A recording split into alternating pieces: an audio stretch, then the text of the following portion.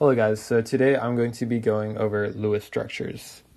Okay, so I find that students have a big problem when it comes to Lewis structures. So like maybe they can do something like a simple like one atom, like let's say we were doing phosphorus, they could be like 1, 2, 3, 4, 5. But as soon as something hard comes up, like let's say PO4 3 minus was required, students all of a sudden blink. So in this video, I'm going to teach you guys how I would go about solving this. So looking at this molecule, the PO4, which atom is going to be the central atom? You always want to designate one central atom. And in this case, we have either phosphorus or oxygen. Well, phosphorus has 3 bonding opportunities because it has 5 valence electrons, and oxygen has 2 available bonding opportunities because it has 6 valence electrons. So immediately how I would draw this structure is I would draw phosphorus, oxygen, oxygen, oxygen, oxygen. Okay? Great. So we have this. Are these oxygens happy right over here? So we know oxygen should have 6 valence electrons and the octet rule should be complete. So right now I could tell that, okay, so 1, 2, 3, 4, 5, 6. 1, 2, 3, 4, 5, 6. 1, 2, 3, 4, 5, 6.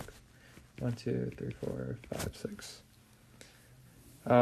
And by the way, the 6th one is right over here, just in case you guys didn't see it. This is from the oxygen.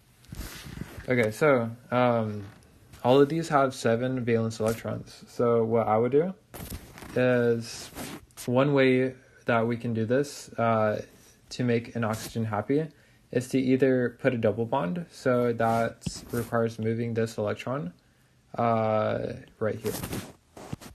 So I'm going to put an electron right here, and I'm going to take this one out. Take out a little bit of the oxygen. All right, and then phosphorus naturally has 5 valence electrons, so this is going to be 1, 2, 3, 4, 5. Okay, great. So you might ask, why did I do a double bond there?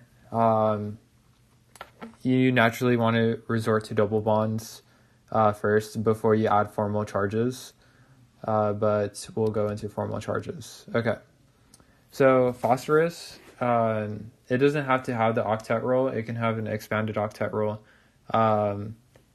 This should be a concept that you guys should already know. But anyways, now we have a happy phosphate, which is in the middle. The valence is all full. But we have 3 oxygens that are not happy. So this oxygen has 1, 2, 3, 4, 5. Or 1, 2, 3, 4, 5, 6, 7 electrons right now, and it wants 8. So what we can do,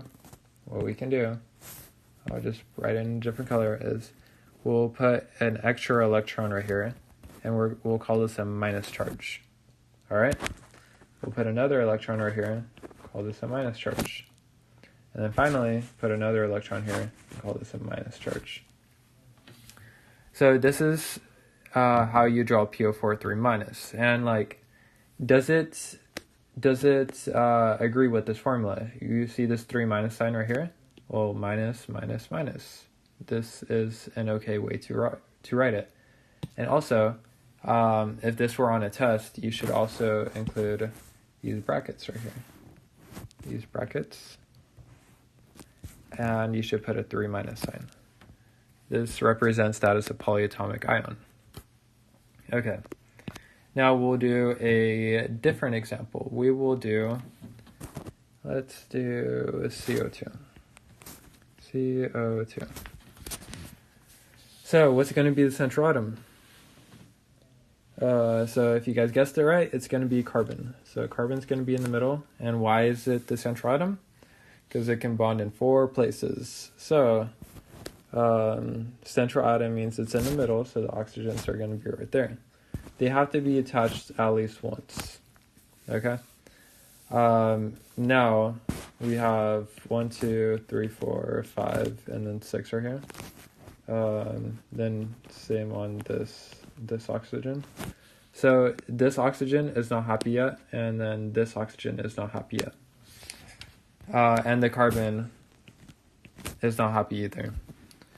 Okay, so how are we going to make them happy? Well, as I said, first, before we want to add charges to them, before we add formal charges, we first see if we can make them happy through adding an extra bond. So what I'm going to do is move this electron and this electron down.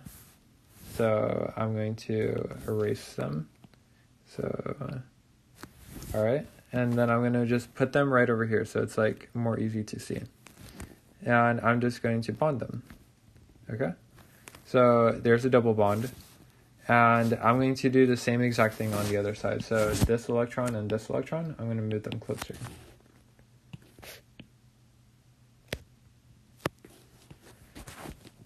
Great. All right. So then I'm going to bond it.